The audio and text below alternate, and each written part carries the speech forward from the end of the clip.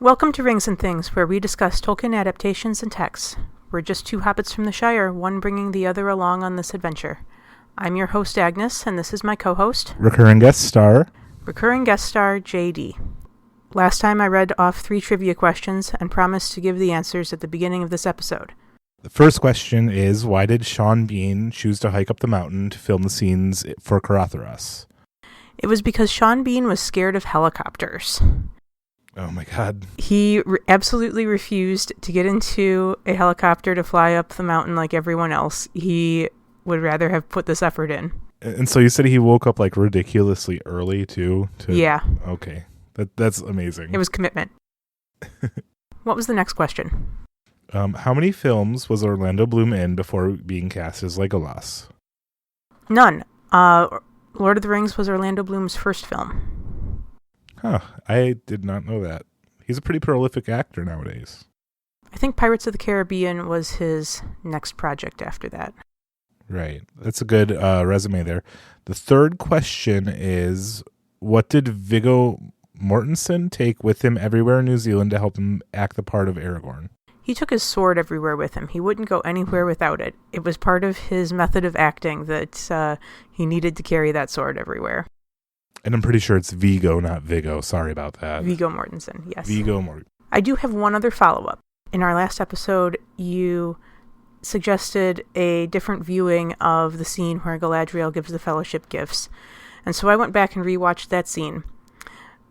The look she gives Sam is still more flattering than how I feel about Sam's line. I interpret her expression to say something along the lines of, I foresee that you will need this rope more than a nice shiny dagger. That's something that Book Sam already knew and appreciated, so I don't know that it really helps my viewing of the scene, but it was definitely a good exercise to go back and try viewing it with a different outlook. Yeah, I was a complete shot in the dark for me about why that... the real answer probably is it was just some comic relief, which... Ill-placed, exactly. And why on Sam, of all people? We watched The Two Towers. First half of The Two Towers. Yes, we watched the first half of The Two Towers. We watched one tower. Or two halves of Two Towers. So when you were watching the movie, what was the first thing that jumped out to you? So it starts with Gandalf fighting the Balrog. And this is a flashback from the first movie. And it showed a bit more with Gandalf than it did in the original movie, if I'm not mistaken. The scene was slightly extended in the opening of The Two Towers of Gandalf fighting the Balrog. Then the scene abruptly ends and Frodo wakes up saying that he had had a dream. Then the movie moves on to Frodo and Sam traveling through the rocky country. Mm-hmm. As I was watching it this time, I had a new thought about the scene where Frodo and Sam are descending the rope down the cliff face. I realized that Book Sam would never ask Frodo to catch his box at the risk of his life. Oh, of the seasonings you're talking about. The salt, yes. Right. In the movie, Sam drops his box and yells to catch it, Mr. Frodo. No matter how precious the box was, I don't think that our Sam, Book Sam, would ever endanger Frodo's life to try to catch a box. He'd let that box fall. Yeah, especially for some seasoning for something. We learn that it's seasoning that's perfect for poultry, which they might not even come across. I know it's very dear to hold on to, but... I actually really enjoy the scene, though. Yeah, it was really good. And then also, this was good because Sam got to show a little bit of appreciation for that rope. Yes. And this is exactly where that rope first really comes into play in the book. So I made a note at this point, and I don't even remember quite which character said this. Maybe you can remind me, but they said he didn't mean for a lot of things to happen. I think Frodo was saying that to Sam about Gandalf. I feel like it was an allusion to more than just him dying. Is that something that potentially could be going on there, is Frodo's character saying? Or... I think it means exactly what it says it means, that there's a lot of things Gandalf didn't mean to happen. Anywhere from Bilbo finding the ring to dying in Moria to little things in between, like getting captured at Isengard and Saruman's betrayal, and there's been a lot of things that Gandalf didn't intend to happen. Right, yeah. So as they are going along, this is the scene after they have their discussion. Frodo starts to suspect that they are being followed, and he's looking over his shoulder. Now, if this was something that he actually physically heard something that Sam didn't, or if this was the ring's influence, I also wanted to have your opinion on that. In the book, Frodo notices that there's footfalls behind them in Moria, and there's several instances where the narrative draws our attention to the idea that there's some unexplained presence near the Fellowship. And about this time in the book, Frodo and Sam are discussing that Gollum is behind them. So Frodo has known that something, and eventually figured out it was Gollum for a long time. By a long time, I mean maybe a few days.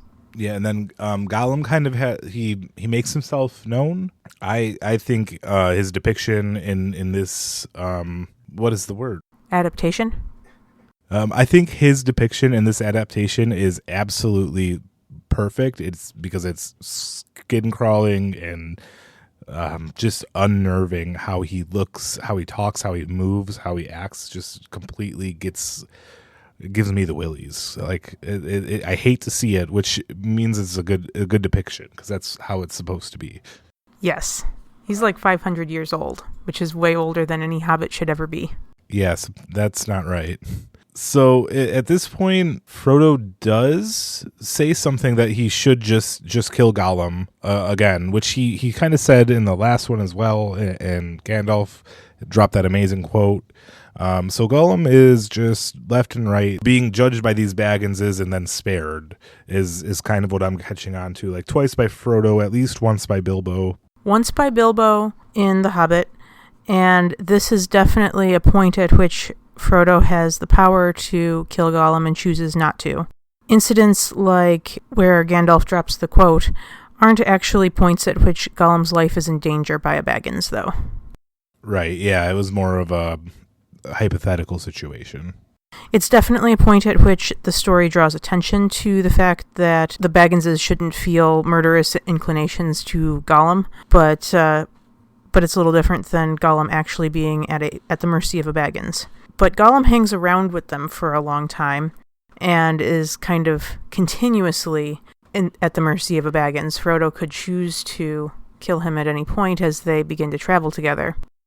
One of the things I noticed this time through watching the movie, not so much a change in material, but I would say more a change in emphasis in the movie, that they changed Frodo to be more trusting of Gollum, but Frodo doesn't trust Gollum at any point. He just knows they have to work with Gollum to find the paths that they need to find. But in the movie, Frodo appears very trusting of Gollum at points, and I feel that this undermines the emphasis that the original story places on Frodo's choice to pity Gollum over and over and over again, a continuous choice of pity that he makes despite not trusting Gollum. He pities Gollum, and he is wary of Gollum. Right. Quick question on that. Is he aware that Gollum was with the ring before Bilbo? Yes. At this point he is. I feel like it's kind of sacrificing his choice to pity Gollum in a way, but it's also showing that since he can emphasize with Gollum how heavy the ring. Oh my god, how heavy the ring is weighing on him. Since he sees this other person who carried the ring and how it affected him, he kind of gets it in a way, and I really like that. Definitely a lot in the book, or in this movie. I'm not so sure in the book how different that would seem. I'm sure there's other ways they make the ring seem like it's weighing a lot on him, as you can more directly see what he's thinking. So I feel like maybe this is a way to kind of show that he can relate to this miserable, scary, disgusting creature, that the ring made Gollum that way. Frodo's carrying of the ring and understanding some measure of what Gollum has gone through definitely impacts Frodo's ability to pity him. Sam doesn't pity Gollum the same way Frodo does it all. No, not much at all, really. We'll return to this. So it cuts to Merry and Pippin for a bit. There was a quick thing. I made 2 notes on it, but so the Uruk-hai and the orcs had some tensions there, if I understood the scene correctly. Is that right? Yeah, basically. It's Mordor orcs versus Isengard Uruk-hai. Okay, and then so just to be clear, are the Uruk-hai still orcs in the movies? I know there's a big distinction between the books and the movies, but they came from the mud. Are they like made of orcs still? My impression in the movie is that they're powered up orcs. Right. They did some weird stuff to them. Okay. Remember, Saruman gives that whole speech to Lurtz about, do you know how the orcs first came into being? They were elves once, tortured and ruined form of life, but now perfected. Mm-hmm. Right. So then the Uruk-hai are that even more. So my impression is that movie Saruman took orcs and did something to them and perfected orc kind into an even stronger, more brutal... Less elfy. I mean, Mordor orcs aren't very elfy either. Fair enough. So is there anything else to say on this scene with Merry and Pippin before it cuts away? It does establish where Gimli, Aragorn, and Legolas are I mean... I suppose rather than establish, it shows them for the first time in this movie, chasing them. It was already established that was the case, though. I love these 3 together. I know it's kind of like the classic bread and butter, like if you're going to have 3 dudes on an adventure, you got to have one like Gimli, one like Aragorn, and one like Legolas. But they're such a good pair up. It's perfect. They're like the prototypical great like trio of guys doing something. I agree. So, and then this goes back to when we had our very long discussion. You mentioned some horse lords. So they said Rohan is home of the horse lords at this point. So I get now the horses are not the lords because they are in this like a steppy area. So at that point I was thinking it was like a steppe nomadic tribe completely. We'll see later. It's not quite like that, but it's similar. The Rohirrim are the horse lords, and they are... they have some similarities to Anglo-Saxon culture. Yeah, I can see it. Rohirric is even represented by Old English. Oh, wow. That's cool. It cuts to Saruman a bit here. I wrote a note about Union of the Two Towers. That was a line from Saruman about his tower and Sauron's. And that's the title of the movie. Yes. We saw the Two Towers.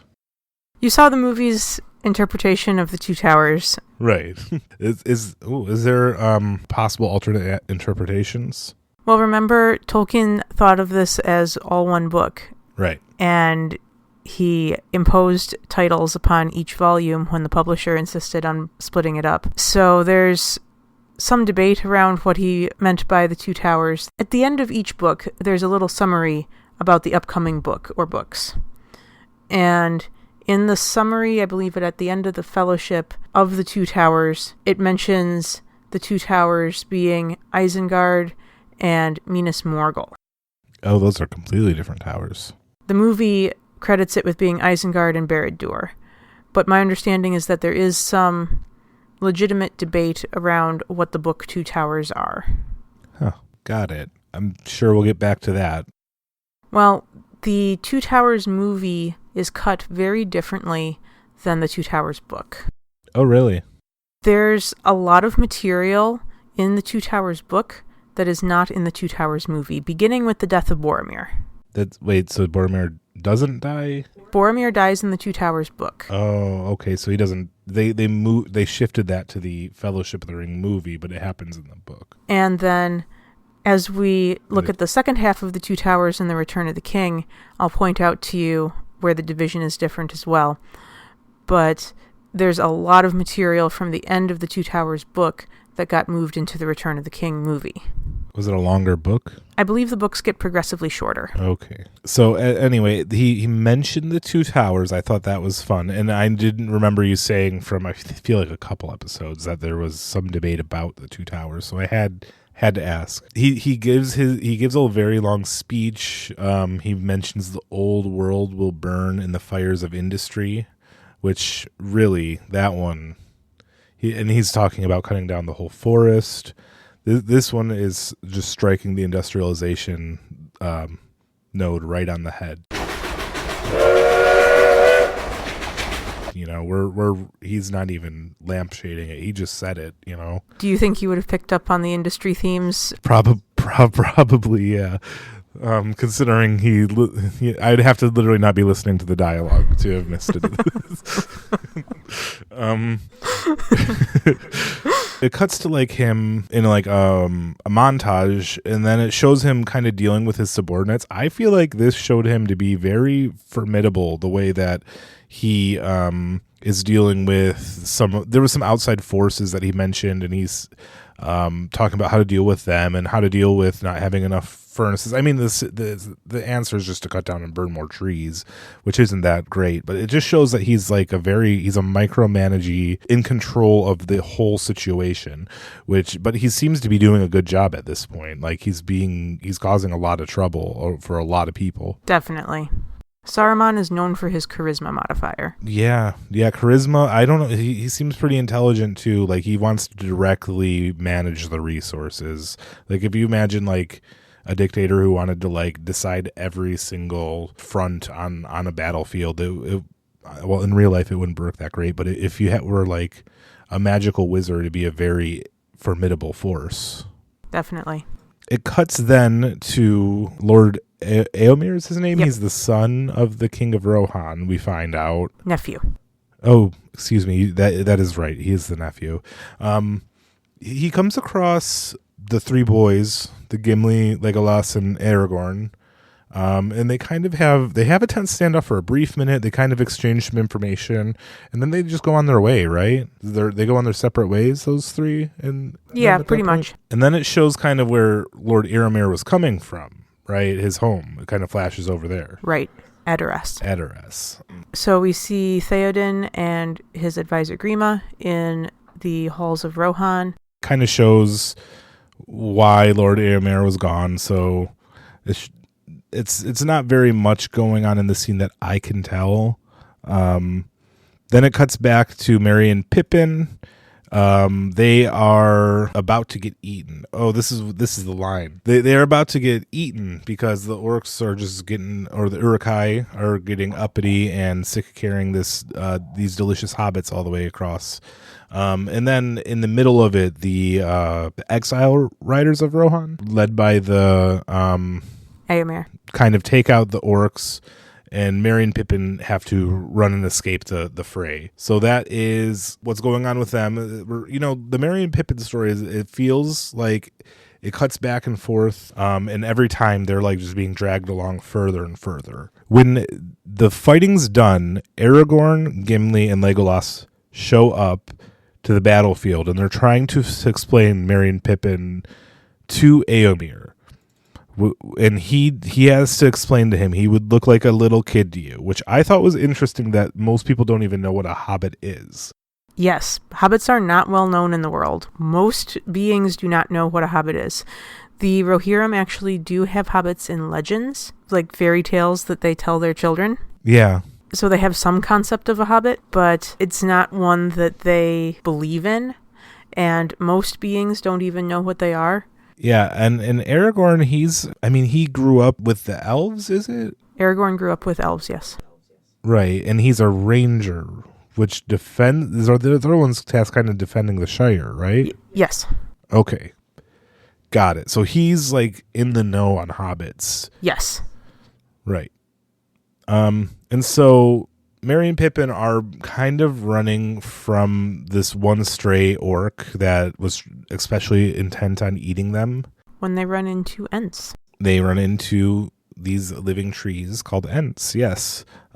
This almost felt like eucatastrophe. I think in some way, I think it's a small eucatastrophe because who in the world could count on the tree that you're climbing turning into a walking, living, breathing tree? Yeah, that would be pretty impressive, especially when you're running for your life. On its own, that'd be impressive. But like 1 second you think you're about to be eaten by an orc, the next thing you know, trees talk, walk, and are saving you, and it's all happening at once.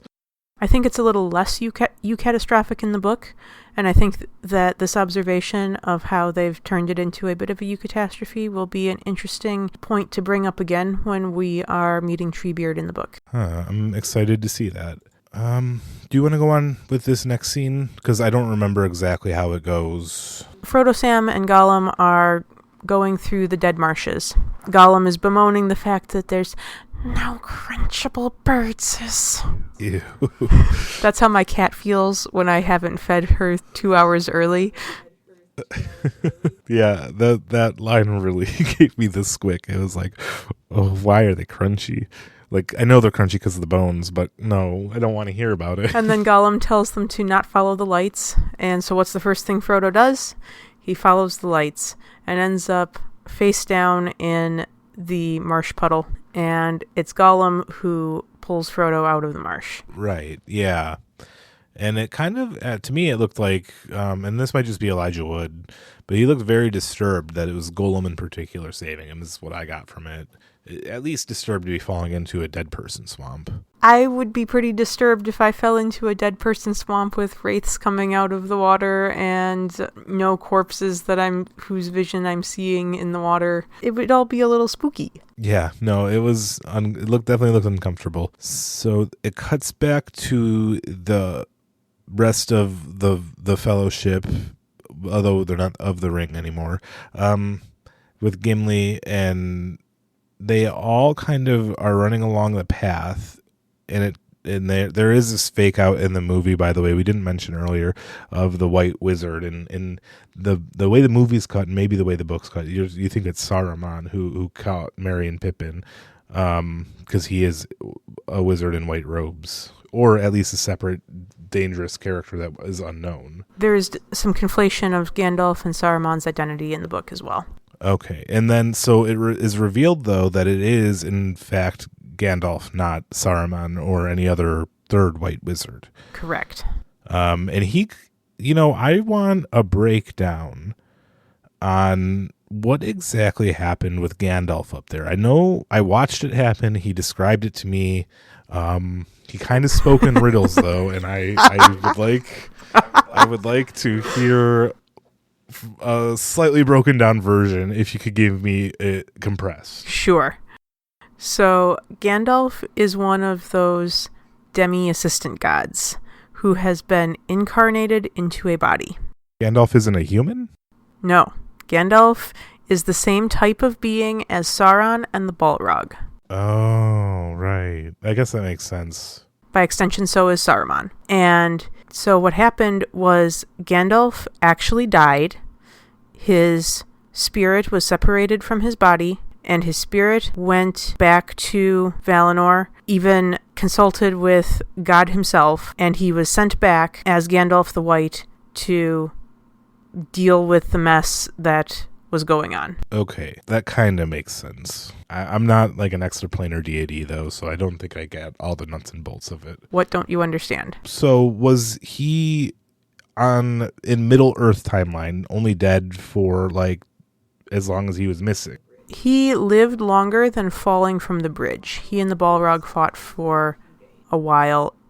He was dead a few days. A few days, but in personal level, he said it was like eons or something like that. It was a long time. Because he didn't have his body anymore tying him to the real world, right. So time flows differently when you aren't constrained by time. Okay. I guess the time dilation was the weirdest thing to me there. The rest I can kind of wrap my head around, I think. It's a lot, though. It's kind of cool. I love when things get into the afterlife and cosmology in these worlds, though. I feel like in the actual Lord of the Rings movies, this is the only thing we really get, right? It's definitely one of the more mystical aspects, yes. Yeah.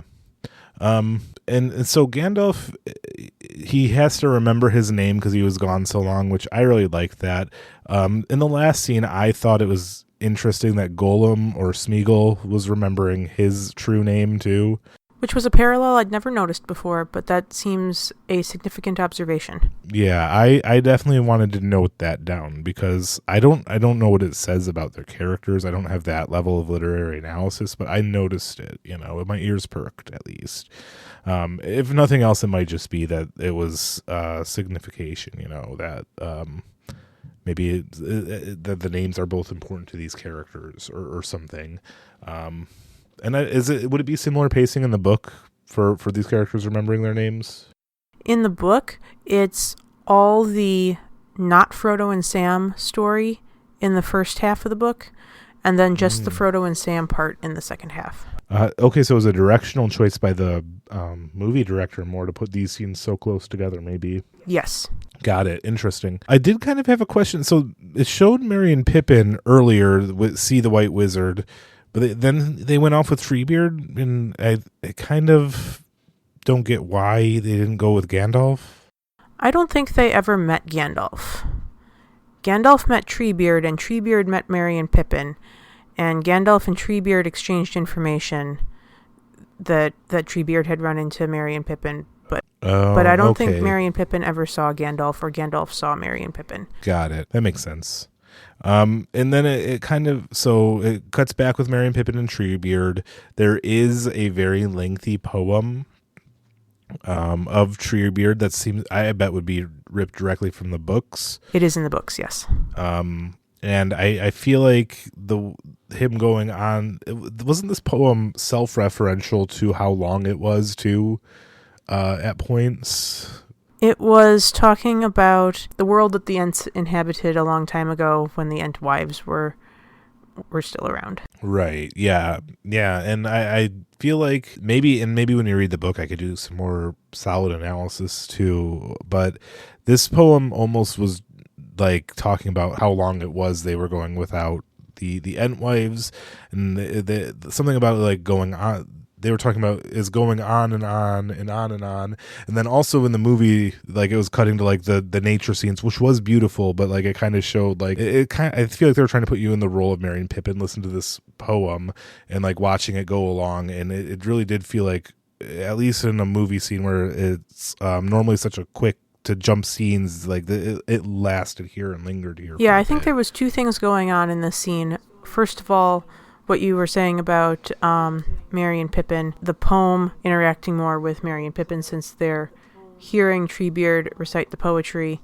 I liked your observation that you made in your notes about the poem putting Merry and Pippin to sleep being something of a meta-commentary on the difficulty of poems to get through in the book. I think it works really well as a meta-commentary on that. Merry and Pippin love hearing Treebeard's poems in the book, so it's definitely an adaptational choice there. Yeah, I don't know if that was on purpose, but it would be really funny if it was. But the other thing that is going on in this scene that I always love every time I see it is the sweeping landscape scenes that you were commenting on. Mm-hmm. Characterize the landscape in a visual way analogous to the characterization that exists for the landscapes in the books. There's a lot of landscape descriptions, and the landscape is a character almost in the books. Right. And just taking a moment to take in some of those sweeping landscape shots, and all the other times that you get sweeping landscape shots in the movie, I think is a great way to translate that characterization onto the screen. Yeah, and I feel, well, I didn't read the book, so I wouldn't know, but I feel like this scene, you could definitely feel that it was focusing on that aspect. The scene, the scenery was the character there. Right. Yeah, it was the focus too, like the main character. Yes. Treebeard drops the Merry and Pippin off after that, and they have a little bit of a comic relief scene. There's not much to comment on that, but I just didn't want to, because from here it kind of leads to the end of the movie, really, because it cuts to the Fellowship showing up at Theoden. Gandalf, Aragorn, Legolas, Gimli all go to Edoras. Edoras. Which is where Theoden and Grima are. Yes. And they reveal, I think in the conversation he was having with Eowyn, Yeah, it reveals that Grima's last name is Wormtongue, which, how does a guy get an advisor of a king with that last name? Like, how do you land that role? So Wormtongue is the name given to him by his opposition.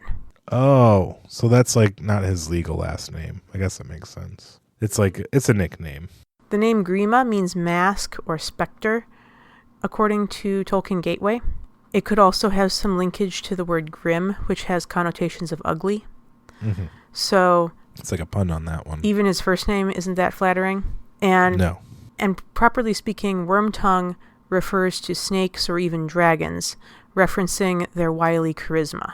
So even though Wormtongue isn't intended to be a good name, it's also perhaps not as grossly insulting as we might hear it today. Yeah, but if, like, one thing that, and to be cunning in that way, it loses all effect once people know you are the cunning in that way, to be fair, which kind of sucks. Well, remember, this is a name from his detractors. Right. The people who are calling him Wormtongue. It's more like shady than, like, they're calling him, like, sneaky than gross. Right. But if somebody's calling you sneaky, it's hard to be sneaky. It's only hard to be sneaky to those who are onto you. Right, which... The king isn't calling him Wormtongue. Yeah, okay. And I guess that's the only one who matters in this case. So he can be sneaky to the king, since the king isn't calling him Wormtongue. Yeah, and so... This name was also likely inspired by Gunnlaug the Wormtongue from Norse sagas. Tolkien would have absolutely been familiar with this character from the Norse sagas. Yeah.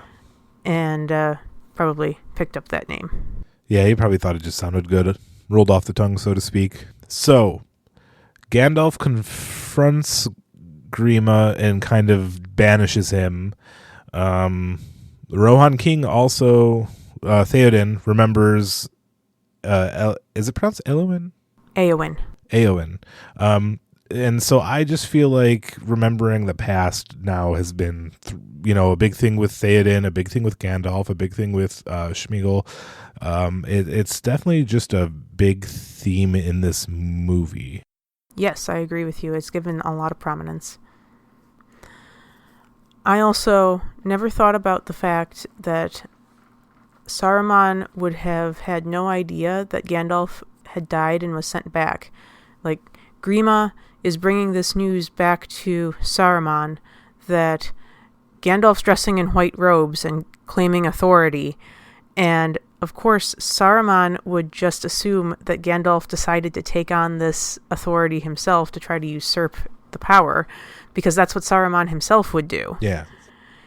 Saruman wouldn't think that Gandalf had died and been sent back by God himself with instructions to be the White. Yeah. I kind of had a question about that I glossed over earlier, but when he was explaining when he came back, he said, I'm Saruman as he should be. What did that mean? Is that kind of playing into this at all? A bit. He's saying that he is here to do the job that Saruman should have been doing all along. Oh, okay. That makes a bit of sense. There's some reason to believe that the colors for the wizards indicates a job description. So it's like their role in the team. So the white is a job description, the gray is a job description. And Gandalf has been sent back with the job description that Saruman originally had. Oh, that's pretty interesting, actually. So they can't really both hold that title for long. Like, one of them's got to come out with the white. At the point that Gandalf is coming back as the white, Saruman has implicitly rejected that role because he has been disbarred. Yeah, he got fired, basically. God fired him. And he's still around. Just not doing the white. He is not doing the white's job, so Gandalf is here to be Saruman as he should have been and do the white's job. All right. We're at this point the king is returned to his old self. He is arguing with Gandalf in this scene, and I kind of want you to describe what's going on because I got a little bit confused here. I think the movie team might have gotten a little confused here as well. So I have some strong opinions. Oh, goodness. In the movie, what's happening is open war is upon them. Is one of the lines. Saruman is going to make war on Rohan, and it's up to Theoden to decide where war will be held. Are they going to stay in Edoras and fight, or should they go to the super protected stronghold that has never fallen at any point in history? Mm-hmm. And Theoden decides to go to the stronghold. And for some reason in the movie, Gandalf thinks this is a bad idea. Gandalf seems like he wants him to charge out and start a front with Saruman's forces. There is no strategic reason to do anything but hole up in your most strong fortress. Yeah, no, definitely. This is a contrivance of the movie to create drama, and I don't especially like it. They could have spent a whole bunch of time that in the Two Towers doing book things instead of these artificial contrivances. I don't mind some extra scenes. I liked the roast chicken scene. I like the comic relief with Merry and Pippin. There's stuff the movie spends time on that isn't in the book that I think is really nice. I don't like this one because it feels too artificial and forced. It's just a nonsensical opinion that Gandalf is advocating for here. Yeah, exactly. It's it makes him seem really aggressive, and he's supposed to be like the wise and cunning character. It's maybe just like it feels like they're almost arguing over semantics too. Like Theoden's like, I don't want to fight, I want to defend, but it's like he's like, well, you got to fight anyway because they're coming for you. But it is inevitable that a fight will happen. Exactly. But taking the fight to Helm's Deep is the best choice. Right. And the king, the way the king was laying this out in the movie was and why I thought like it was like even if Gandalf were supposed to agree with him and say go with Gandalf's plan, like he was saying like he needs to keep his people safe and they're gonna hole up where it is safe, you know. And I know that the battle still goes to Helm's Deep, but trying to just sidestep a fight is usually the best bet, honestly. Not really to get too into it. And I know like in Lord of the Rings and in fantasy world, in Tolkien's mind, this isn't true, but like just avoiding a conflict if possible and running if you're able to is what a king should do to save the most amount of people, is what I said. And that's not even what he ended up having to do. He just went to the strongest fortress available. And in the book, there's no argument over any of this. Yeah, Gandalf just agrees with this in the book? No one would argue against common sense. Yeah. Okay, I'm glad that I was... I felt like... Like I said, this is an adaptational choice I do not like at all because it's not in the book. There's no reason for this to be happening. It makes Gandalf look a fool. I felt like I was like somehow missing something because Gandalf's just always right otherwise. Yeah, I don't know what to tell you. I thought, I was like, man, I'm disagreeing with Gandalf here. I must have something about it wrong. Or I thought it was like for me, the way I look at this, like you can always just follow what Gandalf is saying. And he's like, from Tolkien's point of view, like the right thing to do. But this wasn't even how Tolkien wrote Gandalf in this scene. So that makes a lot of sense too. There was no drama surrounding this decision whatsoever in the book. Everyone knew to go to Helm's Deep. It was the only thing that made sense. Interesting. And it was a very long period of the movie too. The movie spends a lot of time doing stuff that isn't necessary. So there is one last scene before it cuts to part 2 in the DVD.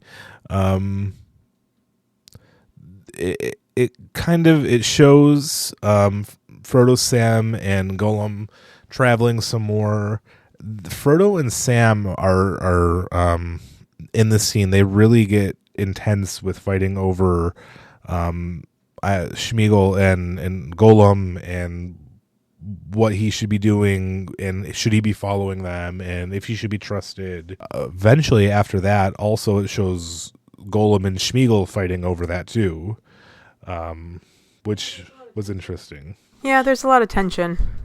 I really, really like the internal dialogue here, if you could call it that, between Golem and Schmeagol, where it's Schmeagol's the good side, Golem's the bad side. But people who have gone through hardship in difficult times and develop a persona for it, they kind of adopt a Golem personality and then survive it and hate that part of themselves. It would be pretty easy armchair therapy advice to tell Schmeagol to accept Golem for the part of his life that it was, but that might not apply once like you bring in magic items and hundreds of years of isolation and all that could bring onto a psyche. So that would be my advice if you were, kind of dealing with something similar, but I don't think it would work as well with Golem and Schmeagol here. And Sam isn't a very good therapist, armchair or no. No, Sam's a good friend if you're his friend, but he's a good friend to Frodo, but Sam's relationship to Gollum is what I think is Sam's lowest point as a character. Yeah, right.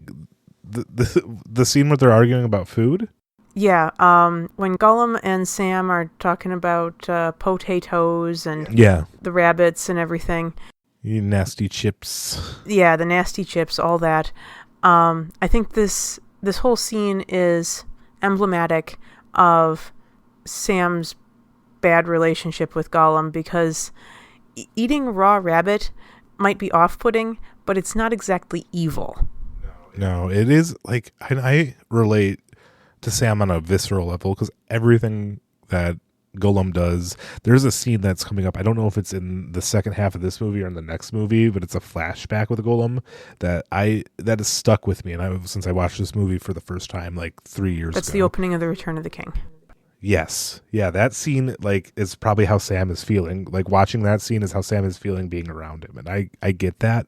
But just because that you feel that way doesn't mean he's actually evil, like you're saying. Well, this was right after movie Gollum has turned over his new leaf and he's being all good and friendly and happy. And if the worst thing he wants to do is eat a rabbit raw, you should support that, Gollum. He needs some support at that point. All he's doing is eating a raw rabbit. That's the best this person has ever been in hundreds of years. Sam definitely doesn't have the context for that. I would say, would you have a hard time if a coworker came into a common break room and just started eating a raw rabbit? Like, that would cause some problems. I don't think I would care very much, honestly. Yeah, maybe. It depends. People eat raw fish all the time. It's called sushi. Yeah. Raw beef is called steak tartare. What's a little raw rabbit? Oh. Yeah. It's rarebit. I don't know. I relate to it viscerally. It grosses me out. But I also, if I had to pick a side here, and I'm sad to say, but I feel worse for Golem than I do Sam. I know how it doesn't work out this way, but right now he's really working on getting out of whatever he's in through somebody else like Frodo, who is showing him respect through their shared trauma. It's really interesting and really good. Which is why Sam should just let the raw rabbit go. But Sam, he's really grossed out by it, So as the scene is going on, there's another character introduced. His name is Faramir. Right, yeah. So who do you think Faramir is? Faramir shows up, and I initially just thought it was a guy. You left this note. You said who, you asked me specifically who Faramir is. And then you also wanted to note down that Boromir and Faramir both have meanings. Mir meaning jewel, Boromir faithful jewel, and Faramir adequate jewel. So I feel like, though, that hint was a bit of a trick, because it would be like saying their name endings being the same doesn't mean they're related. That's like saying, I don't know, Jason and Sebastian are related. So Boromir's dad would be pretty cool, but I feel like, I don't know. I feel like he might be related to Aragorn somehow over Boromir. I think Boromir would be cooler, but I have a feeling about Aragorn. I love that answer. So we'll find out in the next part of the movie exactly who he is. Yeah. But you did note what I wanted to note was that Boromir means faithful jewel and Faramir means adequate jewel. So it does make it feel like it'd be Boromir's like younger brother, maybe. There is a connection between them, and we'll take a look in with the meaning of their names a little bit more next time. If it was, I just want to say real quick, his younger brother, could you imagine your older brother being named Faithful Jewel and you're just Adequate Jewel? It's like good enough, but that's the good one. We're going to call it a wrap and move on to our things.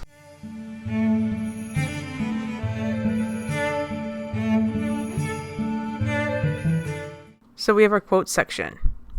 Yeah. What was your favorite quote of this half of the movie? My favorite quote is "You still speak in riddles" by Aragorn, talking to Gandalf. That is, I quote that all the time too. Well, I don't say still, but I tell people they speak in riddles all the time. That's awesome. It is, honestly, it's a compliment and an insult, like exactly in equal measure, wrapped in one. That's true. My favorite quote is the last quote of this half of the movie: "War will make corpses of us all." Right. Yeah, that one definitely did feel like a good bookend.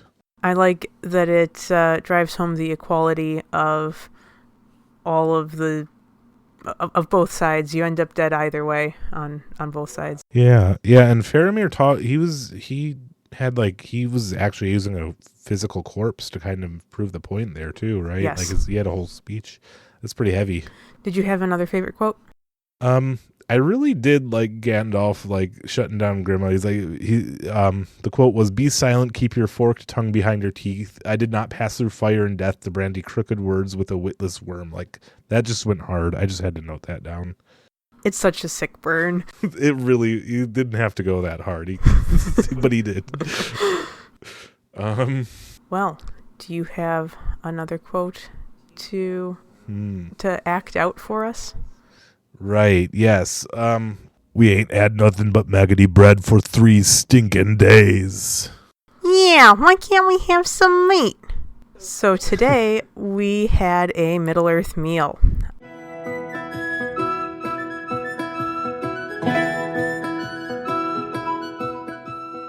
I made maggoty meatloaf.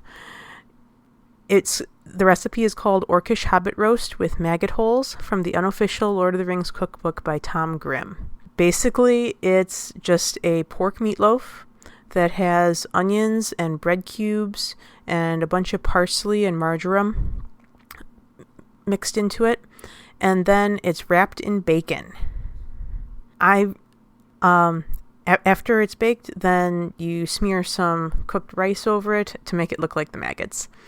And I thought this recipe was especially appropriate for this episode, given that it is both a maggoty loaf and it is meat.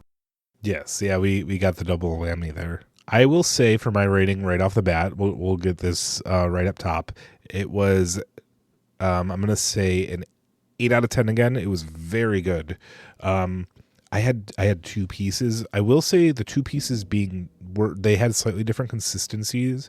My second one had a little bit more parsley, and it was so good with that extra bit of parsley. So if you're going to cook this, maybe go heavy on the parsley. It called for a whole bunch, and so I put in the whole bunch. I trusted the recipe and did it. I like it when you can kind of like especially like a meatloaf like this, you could taste the spice, and parsley is a mild spice, so you have to use a lot of it to taste it. And like it was actually physically like you could see and taste the parsley too. Also, for the theme of it being Orcish Hobbit roast, it kind of gives it a green look to it to make it look like it's a little bit rotten too. Oh, that's a good point. Still tastes delicious. I didn't think about that. That's a great point. The bacon felt like little sinews of that it was all. I really got into the orc mindset eating that. It was great. I really enjoyed it as well. I think an 8 out of 10 was a fair assessment of it. I definitely would make it again. Yeah, that was a good one. It takes a little bit of work, but for a fun Lord of the Rings party meal or something like that, I think this would be a recipe to recreate. Yeah, definitely. And it made quite a bit too. Yeah, it fed us and made some leftovers. So we have some post. We have questions that need answering.